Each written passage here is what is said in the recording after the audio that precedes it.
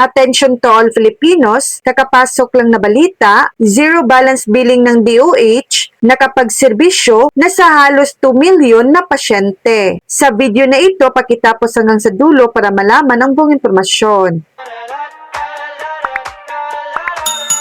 Halos 2 milyong pasyente ang nakinabang sa Zero Balance Billing Program ng Department of Health or DOH sa loob ng 4 na buwan. Layunin ng programa na matiyak na walang pasyenteng aalis sa mga hospital ng DOH na walang bayad sa hospital, lalo na sa mga pamilyang higit nangangailangan. Ayon kay Palace Press Officer Claire Castro, ipinatupad ang programa sa lahat ng hospital ng DOH upang matiyak na ito ay kumpleto, maayos at walang karagdagang bayad ang mga pasyente. So yan lang po ang latest update.